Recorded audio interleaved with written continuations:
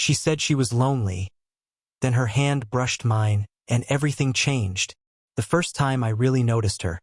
She was outside her apartment, crouched over a small pot of flowers, carefully tending to them as if each leaf mattered more than the world around her. The sunlight caught in her hair, a warm, chestnut glow that framed her face in a way that made her look both approachable and untouchable at the same time. I paused for a moment in the hallway, pretending to tie my shoe, just to watch her hands work with quiet precision. There was an ease in the way she moved, confident, unhurried, that made the air around her feel a little softer. I didn't know her name yet. I didn't know her story. All I knew was that something about her presence made the dull, routine afternoon feel unexpectedly alive. And then she looked up, noticed me, and smiled. Not the quick, polite kind of smile strangers give, but a smile that held warmth and curiosity, like she was quietly inviting me into her small, sunlit world. I decided to introduce myself. "Hi, I live next door," I said, trying to keep my voice casual, though my heart had betrayed me with a faint stutter. She straightened up and offered her hand. "I know. I've seen you around." Her voice was soft, calm, the kind that makes you lean in a little closer without realizing it. I'm your neighbor, obviously." She laughed, lightly, and it wasn't the empty laugh of someone being polite. It carried a genuine warmth that immediately put me at ease. We talked for a few minutes about the weather, the building, the mundane things that usually fill awkward silence. And yet, in that brief exchange, something unspoken passed between us. When she handed me a small packet of seeds, apparently she thought I might like to grow some flowers on my balcony too. Her fingers brushed my arm. It was barely noticeable, a fleeting contact, but it sent a quiet shock through me, like the softest spark of electricity. My chest warmed, my mind raced, and suddenly I was painfully aware of every detail.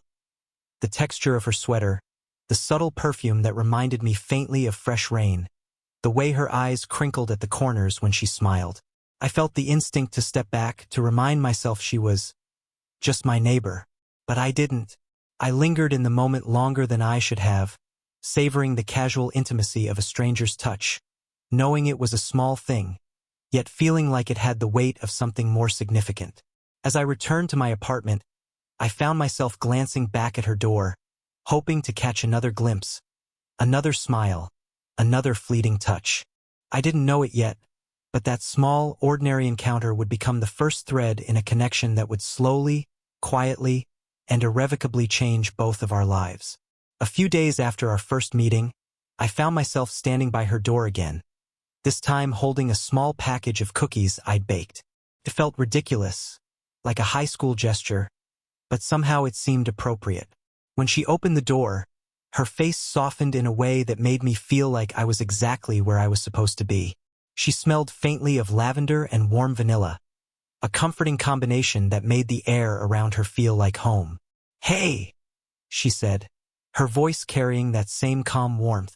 "You didn't have to," she trailed off, then laughed softly, a sound that immediately put me at ease. I offered the cookies anyway, and she accepted them, her fingers brushing mine lightly as she took the plate. That brief contact was electric, not in a startling way but in a way that lingered. I noticed the softness of her skin, the warmth of her hand, the careful way she handled the plate as though each cookie mattered. We ended up sitting on her small balcony, the city buzzing quietly below us.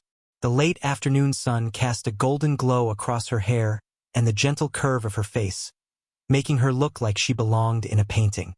She leaned back in her chair and sighed, almost as if she'd been waiting for someone to share the silence with her. "I don't really get many visitors," she admitted quietly, her gaze distant for a moment. "Since the divorce, it's been lonely." There was no bitterness in her tone, just a soft, almost fragile honesty. I felt a pang in my chest, a mixture of sympathy and something I couldn't quite name. I get it," I said, unsure of what else to say. But she didn't need more words. She just smiled gently, and it felt like an invitation to stay, to listen, to share this quiet moment. We started talking about little things, the neighborhood, our favorite spots to eat, the ridiculousness of some of the building's rules. Each topic was mundane, Yet in the way we shared it, it felt intimate. Her eyes would light up when she laughed, and I caught myself lingering on that expression longer than I should have. At one point, she brushed my arm with her fingers, casual and fleeting, when emphasizing a point about her cat. My chest tightened in a way that was impossible to ignore. I realized I was noticing everything. The tilt of her head, the warmth in her voice, the little pauses she made when speaking, each one carrying a subtle vulnerability I hadn't expected. I left her apartment that evening feeling both lighter and strangely restless. I knew she was lonely, but she wasn't asking for anything. Not really. And yet, something about the way she allowed me into her small, quiet world made me ache with a new kind of curiosity and affection. That touch, that small laugh, the way she looked at me like I mattered, it was a gentle pull I couldn't resist. From that day on, casual encounters became little rituals. Small moments that built an invisible thread between us. And with every smile, every brush of her hand, I realized that this wasn't just neighborly kindness anymore. Something deeper, something quietly intense, was beginning to take root. A week later, she invited me to sit with her on the balcony again. The evening air was cool, carrying the faint hum of the city below. It wasn't anything romantic, or at least it didn't feel like it, just a quiet offer of company. But the way she opened the door for me, the slight tilt of her head as if assessing whether I was truly welcome, made my chest tighten in that familiar, inexplicable way. We settled into her chairs, a little too close for purely casual comfort, yet far enough apart to respect boundaries. The sun was fading, leaving behind a soft lavender sky, and she lit a small candle on the table between us. The flickering light danced across her features, highlighting the gentle curve of her jaw, the soft glimmer in her eyes, the way her lips curved when she spoke. Everything about her seemed deliberate yet effortless, commanding attention without demanding it. She spoke first, quietly, almost hesitantly. "I sometimes think I lost myself in the divorce," she admitted, tracing the rim of her cup with her finger. Her voice was soft, vulnerable, but not heavy with bitterness. More like a whisper meant to be trusted, not judged. I watched her, noticing the small tremor in her hands, the subtle tension in her shoulders, and it made me want to offer some comfort, some reassurance that she wasn't alone. "I can't imagine how that feels," I said honestly, trying not to sound patronizing. "But I get a little of it. Feeling like you're just going through the motions, waiting for something real to happen." She glanced at me then, her eyes softening, and for a moment, I thought she might withdraw, but instead, she leaned slightly closer. It was so small, so understated, but it shifted the air between us. She touched my forearm lightly as she laughed at a trivial joke I made. Nothing dramatic, nothing forced.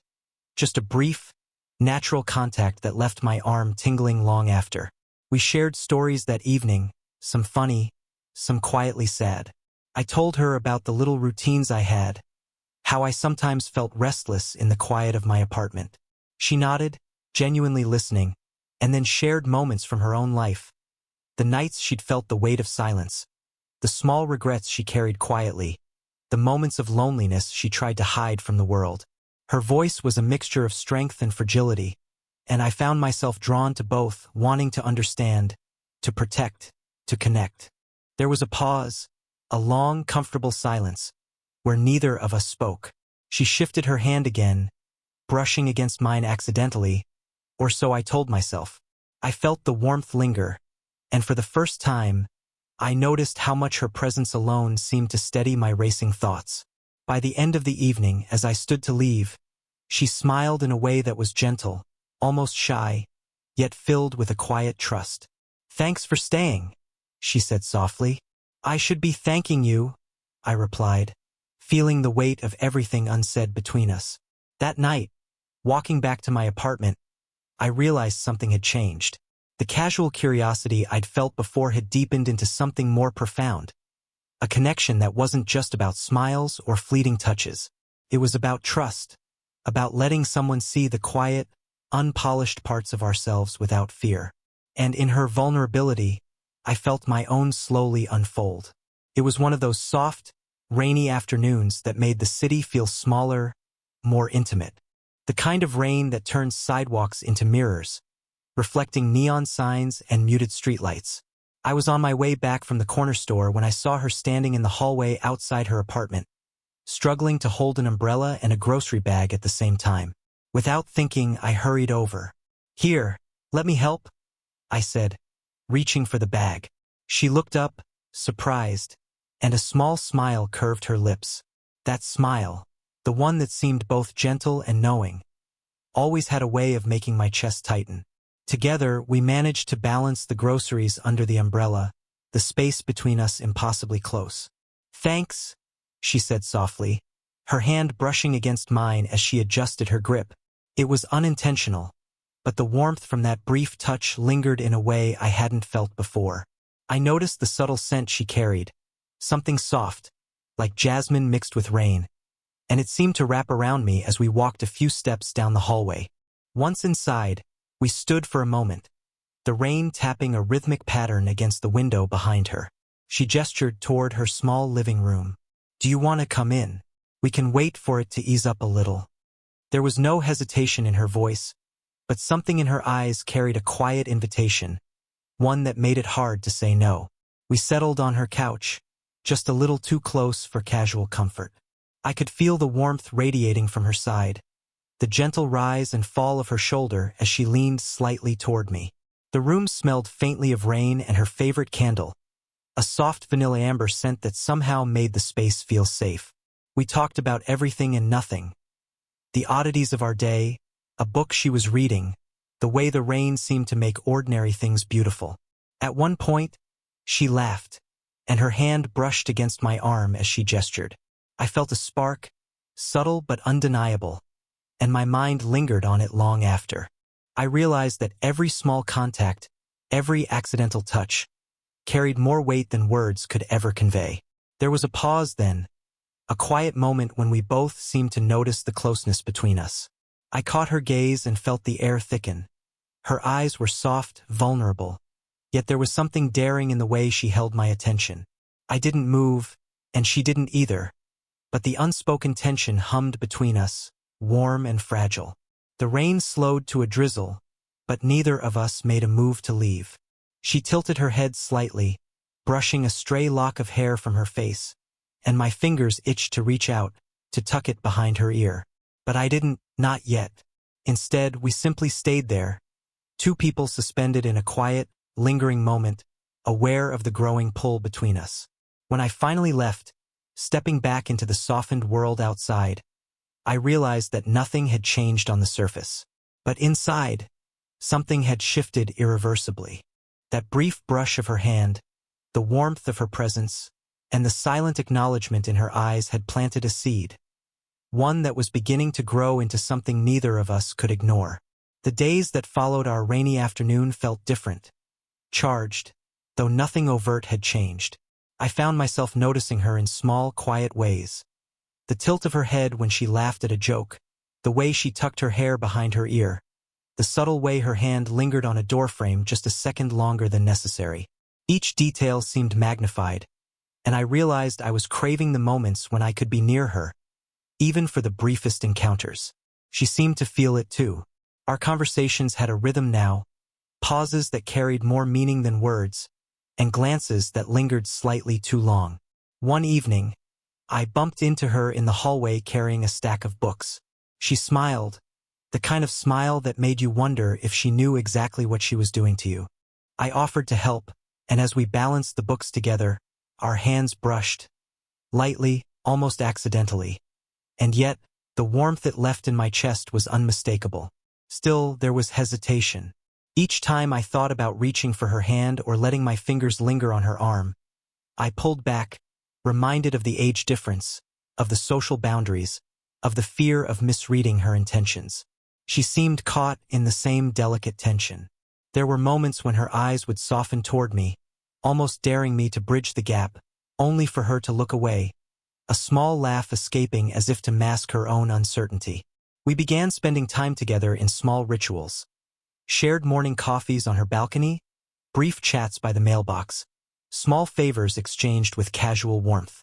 And yet, Each encounter was edged with the unspoken, a line neither of us wanted to cross too soon. I noticed how she seemed to linger slightly longer when I spoke, how her hand brushed mine ever so lightly when handing over something, and how the softness in her voice carried an undercurrent of longing.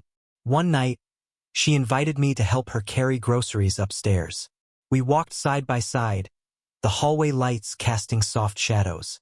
I could feel the warmth radiating from her side and the subtle scent she always carried, a delicate mix of jasmine and rain, and for a moment, I imagined leaning closer, resting my shoulder against hers. But we didn't.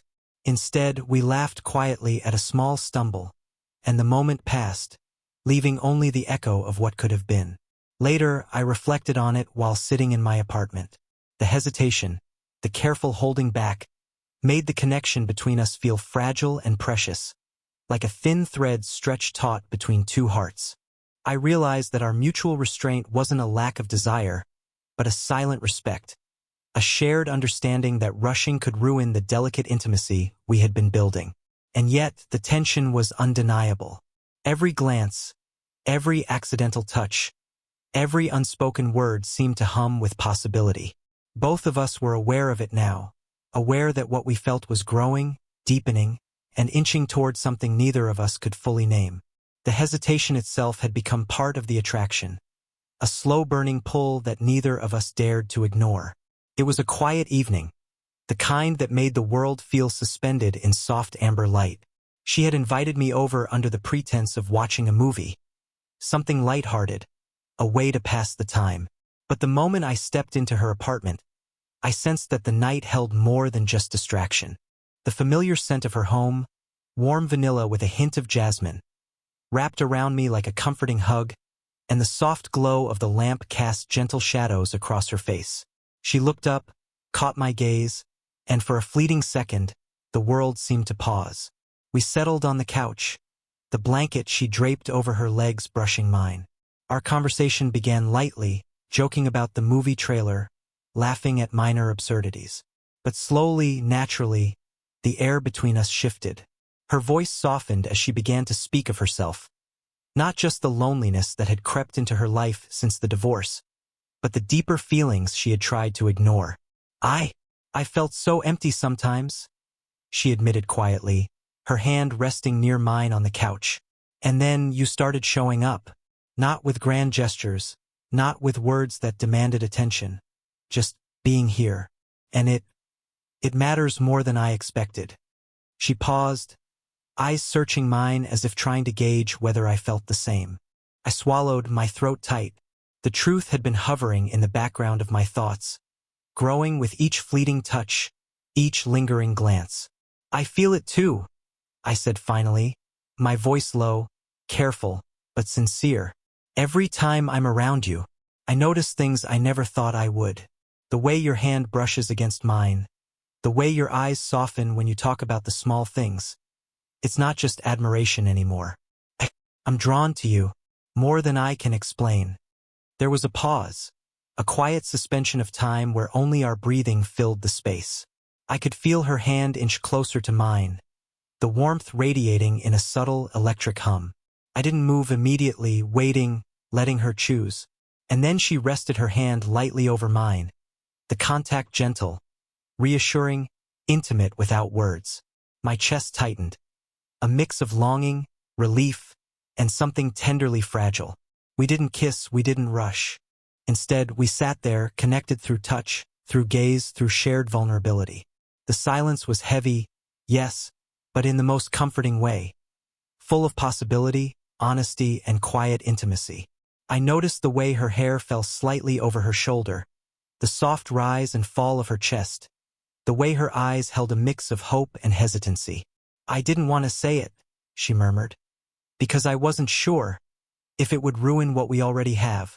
It won't, I assured her, brushing my thumb gently across the back of her hand. It makes it stronger. Whatever this is, it's real. That night, we didn't need words to define it. The confession was mutual, the understanding complete. What began as cautious friendship and small touches had blossomed into something deeper, fragile, electric, and profoundly human. And for the first time, The tension we'd been dancing around had a name, a place, and a shared heartbeat. The evening was calm, the city outside softened by the lingering glow of streetlights reflecting on wet pavement. I walked toward her apartment with a mix of anticipation and quiet nervousness, my hands slightly clammy in my pockets. The past few weeks had been a dance of subtle touches, lingering glances, and unspoken confessions. Tonight, I knew we were stepping into something new. Not rushed, not desperate, but deliberate and sincere. She opened the door, her hair slightly damp from the light drizzle, a casual sweater draped over her frame. Her smile, warm and familiar, immediately eased the nervous flutter in my chest. "You're here," she said simply, as though that was all that mattered. "I wouldn't miss it," I replied, and the truth in my voice seemed to resonate between us. We settled on her balcony with 2 steaming mugs of tea, the faint aroma of chamomile and honey mixing with the cool night air. She handed me a blanket, and as I wrapped it around both of us, our shoulders brushed naturally. The contact wasn't bold or desperate, but it was intimate, grounding, a quiet acknowledgement that we belonged in that shared space. We didn't talk immediately. We simply watched the city lights shimmer on the wet streets, the occasional car reflecting gold and red. The silence was comforting, filled with the weight of shared understanding. And then, as if compelled by the same unspoken thought, she reached out, lightly resting her hand on mine. The warmth of her skin, the gentle pressure of her fingers, sent a calm, steady pulse through me. I responded instinctively, intertwining our fingers just slightly, savoring the balance between touch and restraint. "I never imagined this," she murmured, her voice barely above the whisper of the rain. "I thought, after everything, I'd be alone for a long time." "You're not alone," I said softly, brushing my thumb across the back of her hand. "Not anymore, and I don't think I want to be." Her eyes glimmered in the lamplight, reflecting a mixture of vulnerability and quiet relief. There was a pause, and then she leaned her head just slightly toward me, so close that I could feel the warmth of her hair brushing my shoulder. It wasn't a grand gesture, but in that simple closeness, the years, the hesitations, and the small fears of the past weeks dissolved. We laughed quietly at something trivial, an inside joke that had formed between us during these slow weeks of closeness, and the sound was easy, natural, like breathing. It struck me then how rare it was to feel this way about someone. A combination of comfort, admiration, and desire that didn't need words to be understood. As the night deepened, we remained there, side by side, hands barely touching but hearts unmistakably connected. The slow-burn tension that had built between us finally found release in a quiet, mutual acknowledgement. There was no rush, no need for drama, only the soft certainty that we wanted to explore this, carefully, deliberately, together. I realized then that this story, of brief touches, lingering glances, and shared vulnerability, had led us here, not with fireworks or urgency, but with patience, understanding, and quiet courage. And in that calm, amber-lit balcony, I knew that whatever the future held, we had already found something rare and profound, a connection that was both safe and electric, delicate and unshakable. For the first time, I felt wholly present, and wholly together. If this slow-burn story of unexpected connection warmed your heart, don't forget to like, subscribe, and hit the bell so you never miss a new romance. And tell me in the comments, have you ever felt a spark with someone when you least expected it?